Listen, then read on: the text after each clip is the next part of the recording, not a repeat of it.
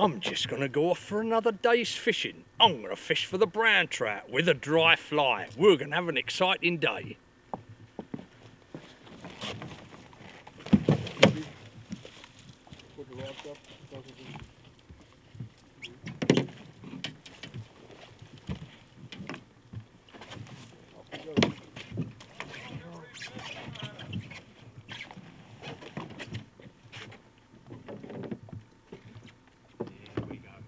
Another day in paradise.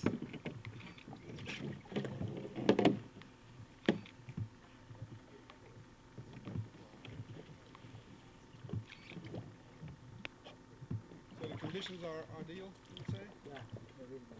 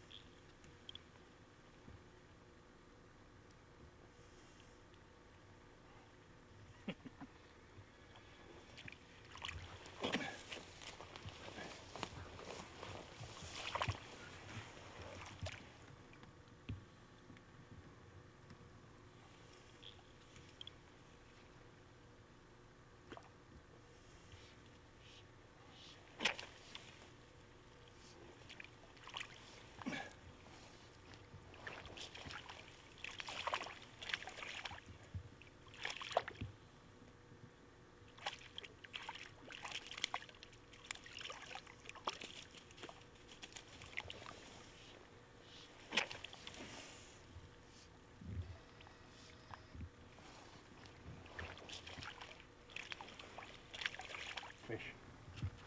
Beautiful fish. Look at that. Absolutely magnificent. Now that's a good brown trout, that. That is a good brown trout. That's a good brown trout by anybody's standards. Let's better grab hold.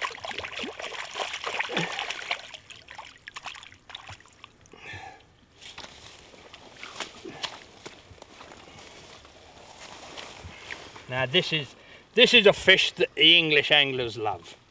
Look at that, made by Walt Disney.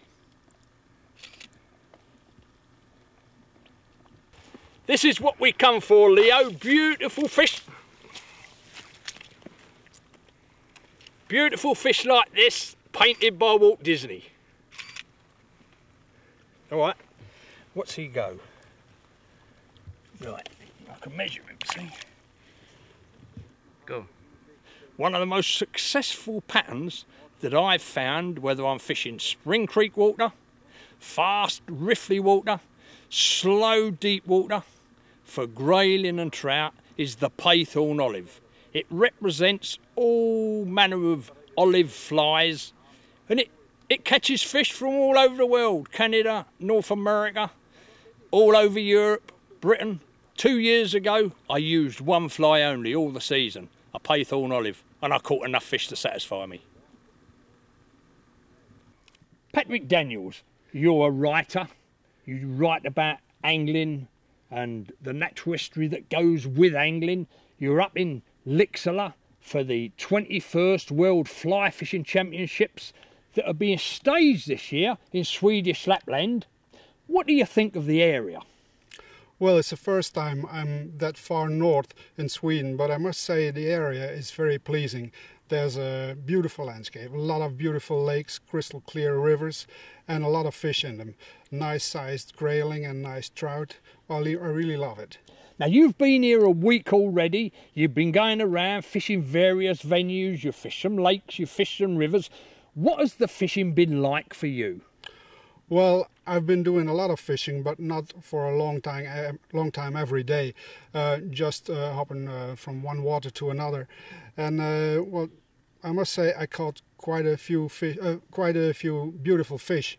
Up in the mountains, I caught my first wild char, and they were about 1 kilo. So that's beautiful fish. I had good grayling, and well, I must say, beautiful. You also had a personal best grayling. Yes, a few days ago I was out float tubing on a lake fishing for grayling with a guide named Sven.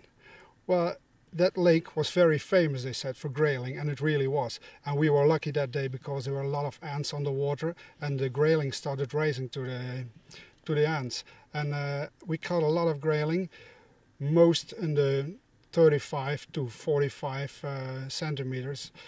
But I had a new personal record. I smashed my old record, which stood at 48 centimeters by 7 centimeters. Now the new record stands at 55 centimeters, which was a very good fish. How do you find the people treat you here in Swedish Lapland? Well, I must say, I had a couple of guides with me out fishing, and they are really wonderful people. They are doing all their best to make the fishing very good, and to please you in any way.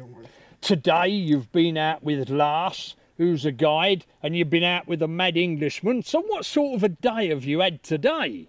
Well, it was a mixed day. This morning we were out on the lake in a boat fishing for brown trout, but they weren't very cooperative. They were only rising here and there, and then the wind came and they stopped raising. And then we had the afternoon, which was completely different. We went out to fish on a small creek, a crystal clear creek, with rapids and small still parts. And it's very good fishing over there. There's a lot of fish in it. When you go back to Belgium and write up your stories, what will you tell your readers? Well, I have done a lot of thinking about that, but it's still working up in my brain how I'm going to tell it. But it will be a very positive article. I'm very pleased with the fishing, the surrounding, the people, everything. It's very, very positive. Patrick, thank you for coming to Swedish Lapland, and hopefully you'll come back again next year for the Lapland World Cup. Who knows? And thank you very much.